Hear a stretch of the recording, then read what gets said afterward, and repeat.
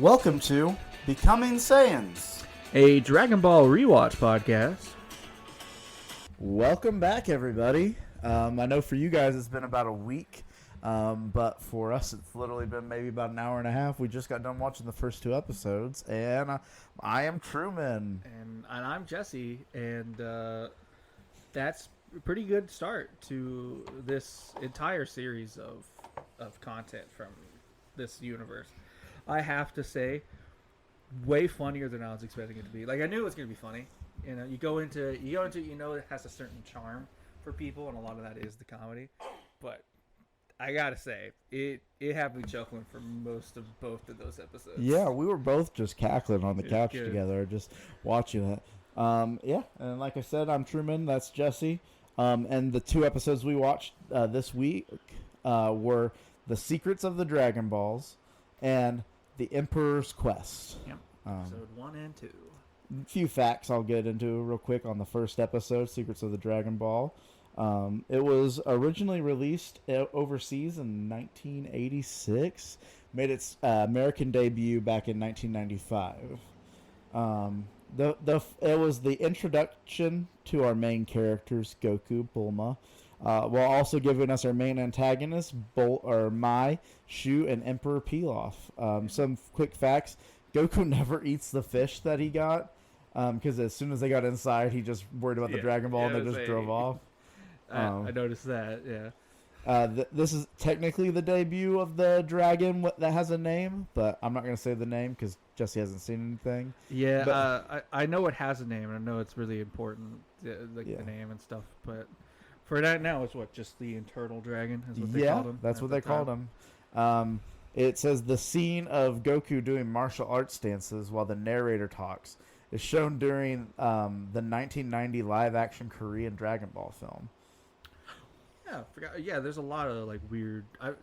Honestly, now that I think about it, I have watched the live-action American. Yeah, I've watched Dragon that Ball one too, movie. and So I guess you might as well say you've never watched Dragon Ball if you watched that. I guess I have technically watched a piece of Dragon Ball media, but it's a piece that everyone just kind of laughs at because it's kind of awful. But it's a fun popcorn flick. I could say that I had fun watching it, but it doesn't necessarily mean it was good. And then the last thing it said was, although Goku's character design was based on Journey to the West, the beginning of this episode shows close similarities between him and another character from Japanese lore named Kentaro, which I don't know much about, but we'll get back to you on that. I recognize the name, but I don't have a face for it or a drawing. Mm-hmm.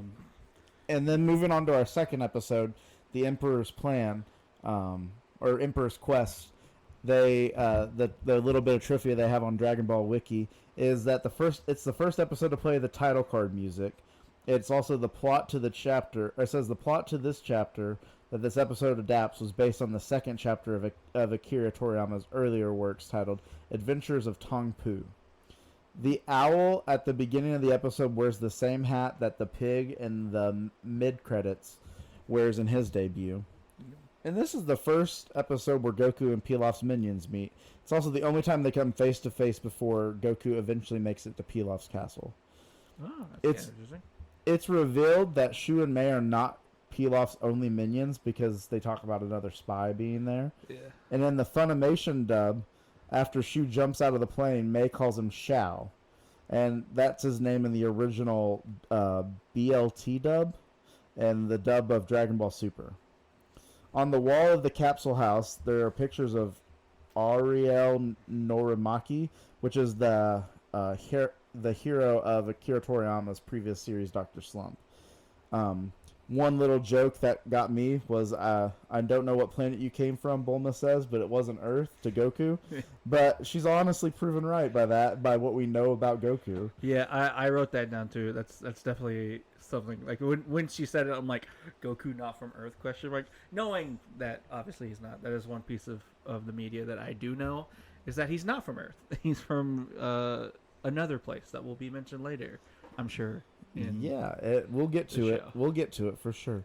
The setting of this episode is where the ending credits to the show take place. The scenes from this episode were inserted into the Ocean Group dubs of Dragon Ball Curse of the Blood Rubies, which I think is one of the movies we'll have to watch. I've never seen the movies, but yeah.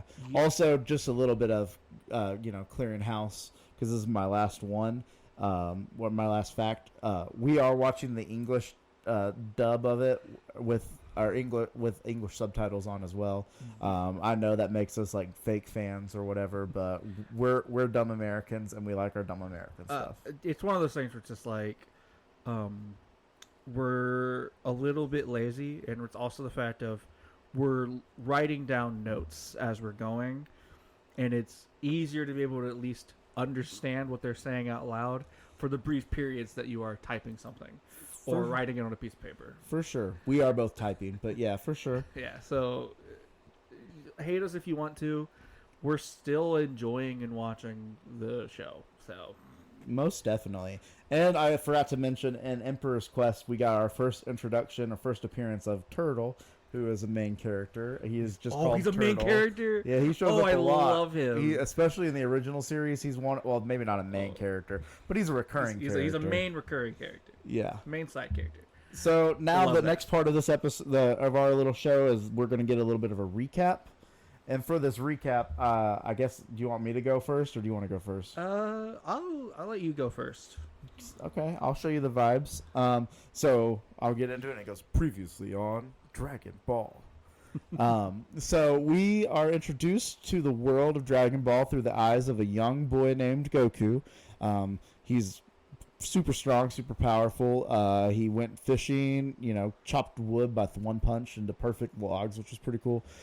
He met Bulma, who's another one of our characters, who's after the Dragon Balls. When we find out that Goku's grandpa has passed at some point in the past, and that Goku believes that his grandpa is inside the Dragon Ball. And then in another... on our B plot, we're watching Emperor Pilaf and his minions Mei and Shu as they find their first Dragon Ball and bring it back to their base. And that's basically the first episode. Bulma and Goku take off at the end of the first episode to go hunt down more Dragon Balls. And then in the second episode, they've been traveling all night, or getting into the evening, so they stop, make a little tent. We find out how little Goku knows about the world, and a lot of potty humor happens. And our B plot of that episode, Mei and Shu go to find a Dragon Ball, possibly, where they found out one of their other spies had been murked and disappeared, but we find out he's murked. And after Pilaf is done torturing Shu for a little bit, and Goku shows up because he sees a giant bird in the air, which happens to be the airplane they're flying in. Wackiness ensues. There's a giant battle with some wolves, and that's basically the end of that episode. Oh, wait, and then the turtle shows up, and they start to take the turtle to the ocean, and that's the end of the episode. Yeah, which has one of my favorite moments in that episode, which is where she's like, "Yeah, well, I'll just do this by myself. I'm just gonna do it." And then she looks over to a giant T-Rex walking in the background, and she's like, "You know what? I do want that small, very strong child." And she catches up to him on a motorcycle. And I know, obviously we both know, I've seen Dragon Ball, and Jessie obviously knows about Goku and his strength and stuff. But seeing him as a child, where he's maybe 8, it feels like. And I feel like younger, almost arguably younger than that. Yeah. He's maybe I would say 8 to 10. Maybe he's a late bloomer. He's in that grade school age. Yeah, he's in elementary. He's definitely if he was going to elementary school, he would have a couple more years left. Yeah, but all throughout the show, they do in these first 2 episodes, they do a great job of showing off this is his power level at this point. He straight up, like I said in our little recap, he throws a freaking basically a whole tree log, a whole tree up in the air and punches it with one punch. Not a whole tree. He throws a sizable chainsaw cut. of a tree log. Our opening is him riding the log down, down a hill, just having fun, carrying a giant saw on his back as well. Carefree, completely carefree. It's just a regular Tuesday afternoon. Yeah. I do also love the amount of you keep getting tips and tricks about his.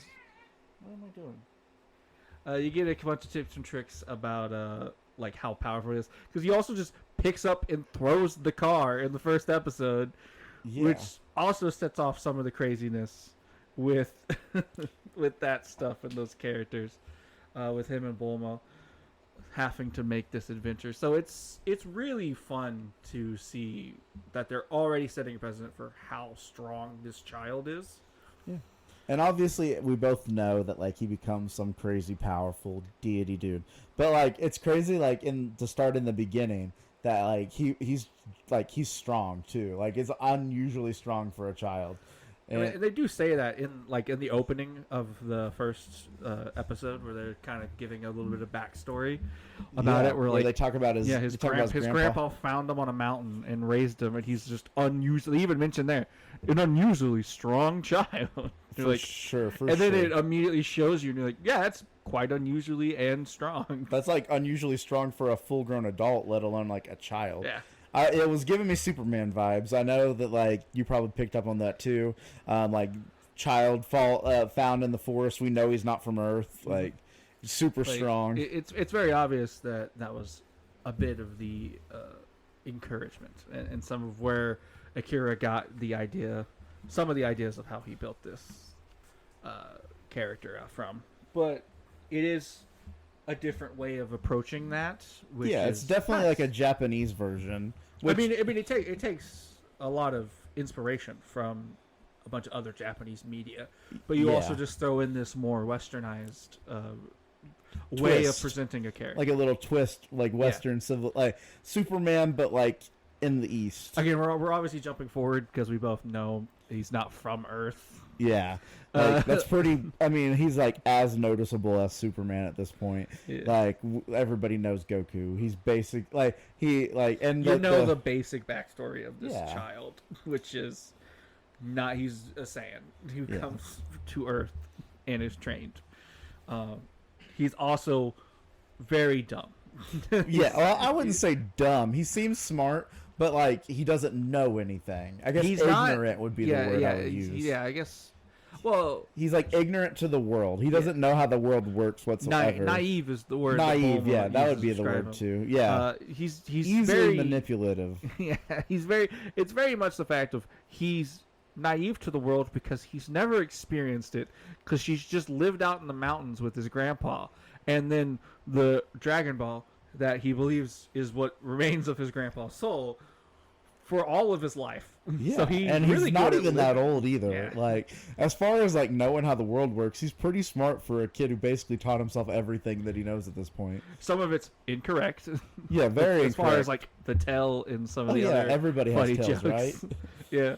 I do love skipping to the second episode, how the turtle, he's like, are women this ignorant, like this annoying all the time? It's like, is this how women are with you in your world? He's like, no, they all have tails. and Goku's like, see, I told you everybody has tails, but it's actually like, no, it's just because he's a turtle. Like, turtles have tails, I guess. I can already tell that that's a really funny overarching little joke that keeps going, is Bulma not having a tail and Goku thinking she's jealous of not having a tail, which is a great joke to keep going. I love reoccurring jokes like that, so I'm excited to see how far it stretches into the show.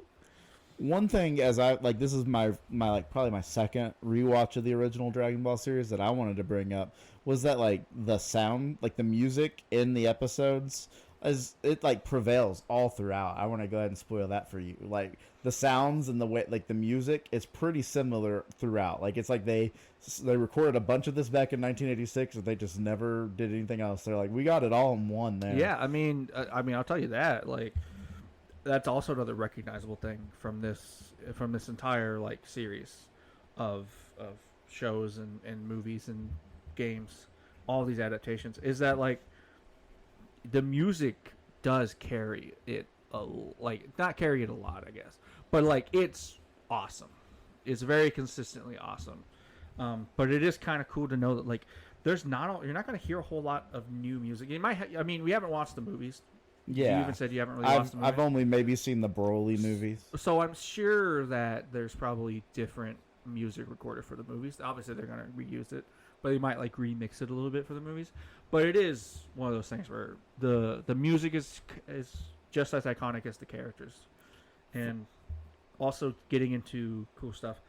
I thought the animation, I mean, for it coming out and like being made in '86, is what you said. The animation is still really cool. Like there are obviously parts where you're like, yeah, this is obviously made in 1986, but for the most part, it's an enjoyable watch, and it holds up for sure. It gives it like a nice kind of campy, nostalgic vibe. Even though I've never watched it, I have no nostalgia for it. You get that nostalgia through just how it looks. It kind of takes you back to a time that you weren't able to live in. Yeah, for sure. Like neither one of us were born in 1980s. Yeah. Like around the time this came out. Like I was born 2 years after it made it to America. Yeah. Like so, like, but it just gives you that nostalgia that you didn't realize you really enjoyed. And I think wanted. the first episode helps with that a lot too, because like a little bit of clarity. We're both from Oklahoma. We grew up in small town. Yeah. We a lot of times with our grandpa, we spent our time out at our grandpa's house, and it was the middle of nowhere, dead zone. Like he'd take us fishing and stuff. So like being out in the middle of nowhere, BFE, like just being out there, it just, I mean, that kind of hit a little bit to me watching it. It's just like Goku's so carefree because he has like no earthly desires, almost like monk style. Like the only thing he cares about is his Dragon Ball, and that's it. His Dragon Ball and what he's going to eat tomorrow, or like what he's going to eat in the next hour. Yeah. Yeah, he literally was like, I caught this fish for lunch. This will help for dinner too. Look at that. 2 on 1. It's plenty. It's plenty. I want to get one. It's great. I love it. It's that kind of warmth in your body, in your soul you want from a show, and it hits almost immediately. As soon as you see Goku appear on screen, you're like, yeah, this is nice. Yeah, this is great. And he's just so carefree, I guess would be one of the things I would say about him. Like, as far as, like, he's strong, obviously, but, like, he doesn't care. Like, even in the first episode when Bulma gets grabbed by the pterodactyl, and she's, like, he's flying off with her, and he's like, oh, man, I wish I didn't have to hurt him, like, after he smashes him into the ground. I really don't like hurting things. I really don't like hurting things. Which is, like, because he's just a kid. Like he's just a kid. And I think that's a lot. It's probably going to be a good part of what this series and why it feels so campy and just so like freeing and not too much worry is that like it is through the lens of a child who is discovering a lot of the world for the first time. Like he didn't know what a car was. That's why he was so scared of it at the beginning. He didn't know what a car was. Well, we found out his grandpa told him what a car was, but he obviously had no visual representation of what it was. Like, he didn't know what it was. Because like he breaks, what it was. He breaks the car and he's like, oh, that's a car? My grandpa told me about those. Oh, yeah, great. Awesome. Or like he doesn't recognize that Bulma's a girl. And he's like, oh, you're a girl? My grandpa told me I have to be really nice to you. Yeah. He also doesn't realize that he's being manipulated. Like, she's obviously going to steal his Dragon Ball. Oh, yeah, absolutely. And use it, and he just doesn't notice that whatsoever. But also, he's so strong that, I mean, my prediction is that it's not going to matter. Yeah, you and what army is going to steal this ball from me? Like, as soon as she makes her move, not only is it not going to work, you also have made an enemy out of probably one of the strongest beings on the planet right now. Yeah, I would say like even though he's still high. Like 8 years old at like most, tops. So, well, I'm interested to see how that goes because that's going to be a fun little moment when you get to see that happen. One thing I always forget with this early series is the amount of potty humor, though. There is a lot. Did I laugh? Yes. Potty humor still hits. Because farts and pee is really funny. Farts and pee are funny. Yes. Like, undeniable. Farts and pee equals funny. Yes. It will always get a chuck out of me. I will probably be laughing at farts when I'm 80. Like, it's funny. My partner can attest to that. Farts are hilarious, and I will laugh at them every time. One thing that I like we saw it in the second episode, but in the first episode, like the fact that like he has a tail, but then it's like, oh no, like he has a tail. Yeah, it's not like it's like attached to his body and everything. Yeah, when she first, you can tell like when she first meets him and sees the tail, she's like, oh, this is a joke. And then she's giving the bath on the second episode, and she's like, oh no, this is actually, you have a tail. Why do you have a tail? And it's a great question to ask. Why does he have a tail? We'll figure that out later. But yeah, Another thing to talk about during that is that like Bulma just doesn't take anything from them. Like the moment he picks up the car and throws it, she's like, "All right, time to unload." Yeah, she pulls out a gun and she tries to kill him, and I love it. I love it so much. So anyway, I started blasting. Yeah. It's like, I mean, honestly, if you're in that situation, you are also pulling out the 9. Yeah. You're pulling it out. You're chop a sword. It's like, yeah, I get that you're a child, but you also just threw my car. This is a life or death situation. I think the courts will agree with me that this may or may not have been justified for the fear of my life. What's your thoughts on the bad guys, Mei, Shu, Emperor Pilaf? You get them for a little bit in the first episode and a lot in the second episode.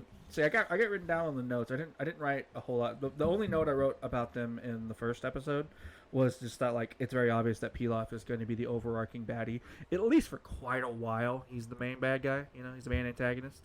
And then the second episode, I did write Shu just getting bullied. He's immediately the punching bag of a character, and then also that he is great. I love Shu. He's awesome. It's so funny when he like gets grabbed and then he gets like thrown, like, he's grabbed because like Pilaf toots and he's like, Pilaf farts and he's like, I didn't fart. That wasn't I'm gonna me. force you to admit that you farted, so Yeah, I'm not embarrassed. You're the farter. And she was like, I didn't fart. a joke that got me pretty hard too was like go with him, and he goes, but I have obedience training. Yeah, it's like, he's a dog, are you man. a dog or are you a human? Like, well, I think he's a something. He's an anthropomorphized animal. In this movie. He's a furry. This is one of the first times we've seen something like that so far. Yeah. Him and Turtle. Yeah, him and Turtle. Well, I mean, Turtle's just a turtle that can talk. I guess like the pterodactyl. Yeah, the pterodactyl can talk. Yeah. I'm sure there's. I mean, I guess animals can just talk in this universe. But some of them. I mean, some of them can. I obviously know, but I'm not. I'm trying not to spoil none. I mean, it's obviously a very magical place. I know, and then for my May or whatever, the only note I put, and this is gonna sound really funny, is I just put Agent Mai is a baddie. Oh yeah. Yeah, she's obviously the only competent one in this group. It's like Pilaf has his moments. You can probably guess. Shu's kind of just there because comic relief. Yeah, he's a comic relief. He's the comic relief punching bag bad guy. And then Maya's the one that's there to actually get things done, which you can appreciate. You need to have you can't have your bad guys all be super incompetent. You got to have them have at least some sort of skills. So I'm sure we'll see Shu and Pilaf's skills eventually. But she definitely has the brains of the operation. I just for sure just wrote a bunch like he's just a pure soul. Like he's just like a pure. It's like watching this universe through the eyes that like he's a perfect character to like introduce us to the world. Yeah, because like he doesn't know anything. You're talking about Goku? Yeah, Goku for sure. Sorry, I got off track there. No, but yeah, Goku. He's just like such a pure soul. Like, let's say Pilaf is not a pure soul. Yeah, Pilaf is obviously like. Honestly, he feels like a pure soul too, but like just because he's so. But he's a pure soul that was raised evil. Yeah, he's a pure soul that was raised without being told no. Yeah, because he definitely gives off. He also gives off like baby vibes. Yeah, he's the only child never told no in a rich family. So sure. That's what he feels like. He straight up had a chainsaw. He just pulled a chainsaw out of nowhere. I also would love to know where he got the chainsaw from because it like was. It just like a no time skip. Like it just showed up, and he was going to cut Shu in half. Like he was gonna chainsaw him in half. Yeah, he's just like, all right, I guess like nobody can know that I toot. I'm gonna go ahead and chop you up. One line that I wrote down that it was from Bulma, but one line that I wrote down was the early birds. You all can keep your nest, you old worm. And I was like, relatable. I don't want to wake up in the morning. I get it. I don't want to, but then when I do, I'm like awake, and I'm like, ugh, I'm here now. I like that we got introduced very early on to this like advanced technology too. The Dino Caps. Dino Caps. Yeah, the number one thing I wrote down about Dino Caps is literally just I want them.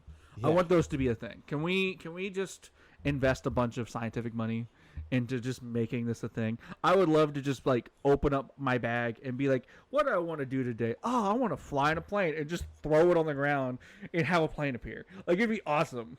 Now, there would also be a lot of health and safety risk if everyone could just summon a plane in the middle of the town. Maybe we don't let planes be a part of it, but like maybe just like. But how are we gonna let a house? Just gonna like deployable house? We can solve the parking, the transportation issue in America with like parking spaces and stuff. If I just had a Pokeball that had a bicycle. Yeah, a Pokeball car even. Like you don't have to worry about parking it anywhere because you just stop and then you whatever you reverse the you're going to the bar and I'm like, don't want to impress the chicks. Pull out your like you got a loan like they have like a loan system. Like after 3 uses it doesn't work. And you just pull out your loan Ferrari. For sure, Pop it out to. I know we're getting too advanced in this comic. I mean, we haven't seen it very much. We only see 2 episodes, but like they are awesome. I want it to be a thing. Yeah. Please make it a thing. I will pay all of the money to have that. Let's screw electric cars. We need dino caps right now. Yeah, like please. Someone do that. Someone not named. I'm not trying to get political. Someone not named Elon Musk because I don't know how much I want to trust technology from you right now. Yeah. But someone please. I'll take it. Let's get rid of AI and just start dino caps. Yeah. Who needs Grok when I can get a dino cap? For sure. Some other things I wrote down, just I don't know if you wrote anything down about it. We got to see his power pole. What do you think about the power pole? Yeah, I thought that was cool. That was the first moment where I'm like, okay, yeah, this is definitely... Obviously, you get an idea. You see him flying around in the cloud in the opening and everything. And you're like, okay. Slaps, by the way. Yeah, intro is pretty great. It explains everything you need to know. Yeah, but you see all that happening. So it's immediately I'm like, okay, this is Journey to the East. Or Journey west. To the West. Is it West? Journey to the West. Journey to the West. But it's very obvious, like, yeah, this is where a lot of this subject matter is probably to come from. But it is really cool seeing the power set in action, which, of course, the extendo pole, the power pole that extends, that he just beats a pterodactyl over the head with, which is probably the first time I really laughed super hard. I was there. He belly laughed. I belly laughed at that moment because he just beats him over the head. And the cut where like freeze frames on him like as he's like broken part of his back of his head off. Yeah, like the spike on his head is broken. He's falling out of the sky. And he's literally so like funny. The freeze frame is like. So I bet you're wondering how I got myself into this. Yeah. Well, you see, there was this really maybe I should have used 2 ropes instead of just 1. Yeah. Maybe I should have made sure his tail wasn't untied. It definitely gives the energy of like, oh, he had a tail this entire time. I completely forgot about that. Didn't notice that when I tied him up, without tying down the tail. Yeah, for sure. The fact that Bulma's like a teenager when she feels like she's just made it kind of gives off the vibes that like he's like 10 and she's 12, but like she's obviously like probably like 16 or 17. Yeah, but it gives off the vibes like their relationship feels like a 10-year-old and their older 12-year-old sister being like, I know everything, Yeah, it definitely. It caught me off guard when they said that she was a teenager because honestly, in my brain, I was like, "Oh yeah, she seems well put together. She's probably going to skirt around like that, like 19 to 20, yeah." And then it's like, "Oh, I'm just a teenager." I'm like, "Oh, so you're also an unattended child?" Right. So this is just like. I guess you're not breaking child labor laws with them because they're doing the labor themselves. But it feels like, where's your parents? Yeah, we know where his parents are. In the afterlife. We actually don't know where they're at because we don't. Well, I'm talking about his grandpa. We know where his guardian is. His guardian's dead. His guardian's dead. That's why he's living in the mountains by himself, and he's doing pretty good for himself. Yeah. But why? And also, where'd you get the freaking Dragonball radar thing? Yeah, where'd you get the Dragonball radar? Why does Pilaf not have one? Why is this a one of a kind thing? Like it's like is that where it's like your parents' research and you like they like died and you're like taking up arms like gotta continue my parents' research with this, gotta get the Dragon Balls. So I can make a boyfriend. I can make a boyfriend. Like, if her parents are dead, why are you not wishing your parents back? Yeah, she's so lonely. That was like the number one thing I wrote about her was like, man, she's really desperate to not be lonely. Yeah, she really wants to relate. She really wants a boyfriend, and I love that for her because honestly, she deserves one just so she can have someone else tell her to shut up. Yeah, I'm not trying to say she's an annoying not character. Listen to Goku either. Like. Not saying that she deserves to shut up. She's really funny. It's really funny anytime she opens her mouth. But she also has that personality where you're like, man, you are really funny. It's really funny that you're so mad all the time. Yeah, and if you were a real person, I would really not want to hang out with you. It's no wonder you don't have a boy. You have to risk for a boyfriend because no one wants to date you. Yeah, that's what it feels like for sure. It's like I got my only chance to have a good date is to get all of these mystical items and wish for a boyfriend, so they have to date me. But have you ever thought that maybe it works like a genie and they'll make you hate you? They're gonna make you like they'll make you a boy who is your friend. Yeah, but they're not gonna date you. Yeah, like it's like I want a boyfriend. They make him gay. Yeah, it's like he doesn't have any feelings. You got a GBF. Good job. Yeah, your gay best friend that's a boy. That's a boy. Like it's definitely one of those things where I'm just like it's awesome, and I already love like the character dynamics so far in the show because you can already see like how it's gonna go. Goku's gonna ring him into some stupid adventure, and she's gonna have to go along with it. Yeah, or Bulma is the one who rings him into an adventure because she's so boy crazy and lonely that she just like then every time she sees somebody, it's like ooh. Well, we haven't seen that yet. Yeah, but all we've seen so far is. Oh, the turtle showed up, and Goku's like, "I'm gonna take you to the ocean." And then he just runs off. That's true. That's true. So just like he's gonna get him into some sort of random kooky adventure.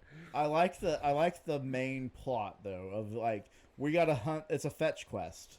Like literally this first little bit is just like so there are 7 of these things. We have 3. Yeah, and that means there's 4 out there. And then the evil guys. And unknowingly, the evil guys have 1. Yeah, so technically, there's 3 floating out there in the void of this particular planet, Earth or whatever they want to call it. I think it's Earth. I'm pretty sure she did say Earth. It was Earth, so she said he's not like from Earth. Alternate Earth. Yeah, it's an alternate Earth. But that means that like, and from the villain's point of view, their fetch quest is we got to find these other 6. Yeah, they got to find 6 of them. Which I also love the villain introduction because it's like you meet this dude and he also learns about there being 7 Dragon Balls as Goku is learning about it. Yeah. So you get to like. You only hear Mai talking about it, but then you flash back to Bulma and Goku, and she's like, "Yeah, that's just how it works." Yeah, that way we don't have to see it twice. Yeah, just like jump back. Well, they don't have to like edit it together twice. It's just like just there. There you know, figured it out. Yeah, for sure. They let the person that most people would want to listen to more explain it. And especially because we've seen a lot of Goku and Bulma's like let me introduce you to these other characters that are also grabbing one right now. And are also on this fetch quest. I also feel like maybe it's significant that he found the number 1 star, and they have what 4, 5, and 6. I think they had 2, 3, and 4. I think is what it 2, 3, 4. No, I think I could be wrong. Like they had 6. I could be wrong. They might have had 6. I think it was 5 and 6. But Goku's is 4. I know Goku's is 4. Goku's is 4. I think Bulma has 5 and 6, but it might be wrong.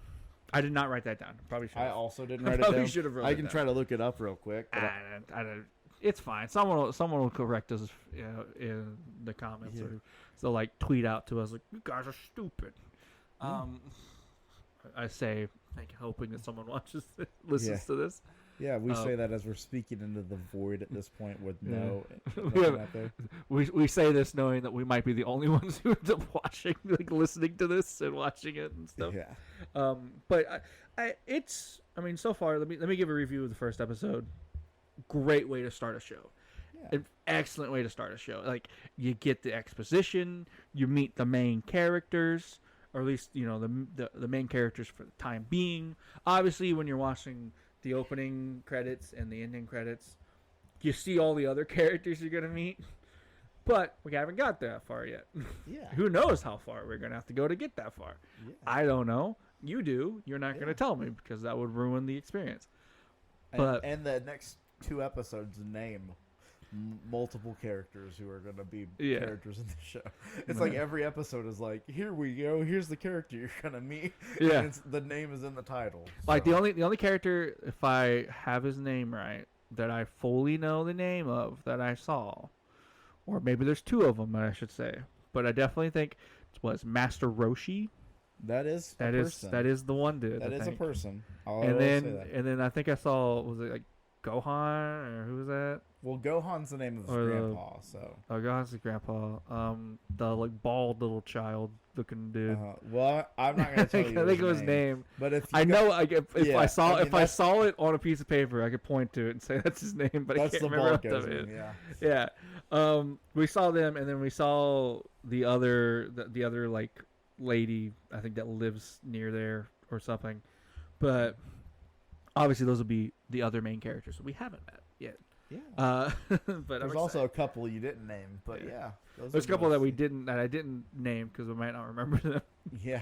Because there's a lot of main characters. That's one thing I do know about Dragon Ball. If there's anything I know about Dragon Ball, it's that there's a lot of people that you have to, like, the longer it goes, the more you have to keep track of, like, 30 different main characters. Yeah. I will say that, like, a lot of the main characters in this original series take a major backseat and the as it goes along. Yeah. But they're major characters in the beginning of the show. Oh, yeah. Like, they show one in the intro. I'm not going to say their name. But they show one in the intro, and it's like, man, yeah, that person's a major character in this first, like, 150 episodes. But, like, as it goes along, he kind of fades to the background. Doesn't exist anymore. It's I love it, like, so far. I mean, there's not much I can really say beyond what I have said about the first episode. And the second episode is great as well. One more thing to say, the music. Talking about the intro song and the outro song. Awesome. I love them. They're exactly what you want from an intro and outro, and they really set a tone for the rest of, like, anime of all time. It's they set a blueprint of how you want to do it, because that's the main thing. The intro song is going to be powerful and strong, like the intro to this podcast that I kind of try to emulate a bit. It's going to be powerful and strong. It's going to hit you in the face and be like, this is what we're talking about right now. And then the outro song is going to be something sappy and sweet that plays you out. And it's like, that's every anime now. It's like, it's going to have a really strong intro. That's definitely the thing that we haven't talked much about these shows, is how much influence all of this series, like this story, has on everything that has ever come post 1986. Like, this probably has the biggest influence on anime media, and even just a lot of media as a whole, as anything that's ever really come out of Japan since, probably, I mean, you could argue like Godzilla. Yeah, I was gonna say, like it's like up there with Godzilla as far like as Godzilla, the Superman, like those types of things where, like, it is culturally significant. So it's great to see, like, oh, like, it was culturally significant from day one. Like, it wasn't one of those things like, it became culturally significant after 40 episodes. It was like, no, that first episode hit, and you're like, okay, yeah, I see it. Yeah. I see how this influenced everyone. I mean, and like, how everything's a copy of something.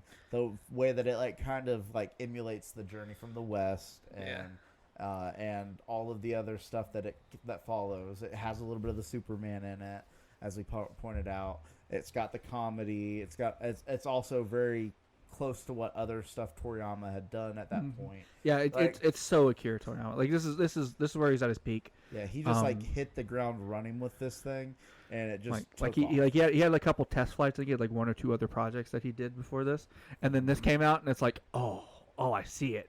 I understand like, it now. He could see the code of the universe that he made this. He saw through the matrix on what was going to be perfect. I guess we should also say, this post, rest in peace, Akira. Oh yeah, rest in peace. Love the guy. Toriyama. This stuff is crazy. He has a legacy that will live for a very, very long time. And honestly, this is like one of the main reasons I wanted to jump on this. I know we're like a year past it. Yeah, but this is like, I started watching it with my girls about a year ago, and around the time he passed away. And I mean, they're not even 5 yet as we're recording this, but like they really enjoyed the original Dragon Ball series. Yeah. As it started getting closer to the Z era, they started to get a little more scared of the stuff going on, because again, they're like 4.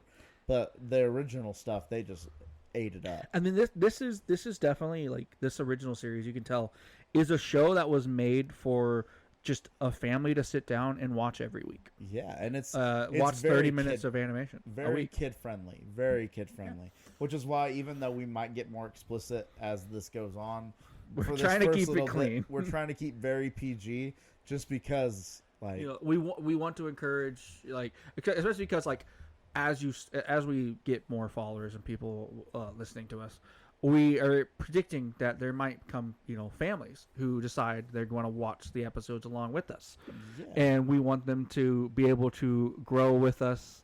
And then by the time we're ready to go into the next series, I think as you said, Dragon Ball Z. Yeah, it goes right into Z. Yeah, it goes right into Z, where it does become a little bit more mature and like harder hitting type of topics and more explicit type of stuff in the animation, that we can grow with the audience in a way that like it's now so successful for that family to continue watching that with us, and not minding maybe if we get a little bit more explicit at that point in time. By the time they're like middle school age. Yeah, like and you could probably words occasionally. Yeah, like you could probably start, like if you're a family and you wanted to start with us. I mean, I don't know the estimation, but like this is probably going to take we get 56 episodes a year. That's it's a 150 episode show. Yeah, I mean, so it's going to take a year or so. If we're releasing consistently, and we're recording, there's 151 episodes, 152 episodes, I think, in the first. On top of any movies that might happen. On top of any movies. Time. And movies, on housekeeping, movies will be their own episode. Yeah. But yeah, like we're going to have our 2 episodes every time, 52 weeks out of the year. Yeah. That's going to be one of those things that's just kind of wild. Like we're going to have to. It's going to take us at least probably almost 2 years to get through the original series. Yeah, it's going to take us like two and a half years to get through the first series. So you start watching as a family, and then maybe eventually you continue watching as a family. It's tough. Not saying that I don't know a whole lot of people who listen to podcasts with their family, but people might do. I know I throw podcasts on occasionally, and I'm driving around with the girls. Yeah. And like just in the car. I'm not like we're not sitting down and be like, all right, guys, time for the podcast. Time to watch our 2 episodes of Dragonball and let's do a podcast. But we'll drive around. I'm driving around sometimes. I'll have a podcast on. Yeah. Of course, I don't have a family to drive around and let's do a podcast with. For sure. So I'm not speaking on full experience, but it's definitely a thing that I'm excited for to see how this goes. See if anybody does that, like grows and listens with us as we're going. Because I'm assuming if you find the podcast, especially if you find it like here in the next couple of episodes, that you'll be like, I can go back and start watching the show with them. And I would encourage you to do that, because I think it might make this podcast more entertaining. It would definitely give you the ability to ask more questions of us if for any sort of question and answer moments. And I'll definitely put that in the show descriptions everywhere, that like our stuff, like our socials and things like that. So I'll put our like I'm going to be making a Twitter for the pod. I haven't done that yet. I'm probably going to make an Instagram for the pod. I think we talked about. We are on TikTok now, where I'll be posting some clips from this episode, and probably posting clips from the beginning or from our intro. Yeah. And just posting some stuff. I mean, the intro is short enough. You could probably just post the entire intro on TikTok. It'll be close. It's a 10-minute video. I mean, you could post hour-long videos on TikTok. It's only like 10 minutes. But is somebody going to sit there and listen to the whole 10 minutes of it? But I've done weirder things on TikTok myself. I'm not gonna lie. We're also going to set up. I have an email set up, and so I'll make sure that's in the description of all of our podcasts. Yeah. That way, people can see. Like, if you guys are listening, you want to send us an email. I promise, Jesse and I will read them. I'll send them to him immediately. He will forward them to me. I know he will. We'll read them, and we will definitely concoct a response if you request a response. And if we get enough, we could start putting in like maybe some mini episodes that go in between these where we answer questions. We answer some questions. You can ask about anything, or just general topics. Yeah, but like if you want life advice or money advice, I mean, I'm probably not qualified to give it to you, but I'm definitely not qualified to give it to you. I will give you an idea of something. It does feel nice to think maybe somebody out there in this void wants to hear us talk. Yeah, relationship advice, probably not the best to do it. But we can try. But yeah, so I'm gonna go ahead and read off our email here at the end of this pod, just so that if anybody's listening, you can look it up. Our email is becomingsayans@gmail.com. It was very easy to Any find. hyphens, all Yeah, lowercase? no hyphens, nothing. Just becomingsayans@gmail.com. Yep. Just reach out there, and hopefully we'll be hearing you on the next episode when we'll be talking about episode 3 and 4, which both have character names in them, so I'm not going to say them. Yeah. And so with that, we're going to Not sign going to off. spoil it. Yeah. And my name is Truman, And I am Jesse. and keep becoming Saiyans with us.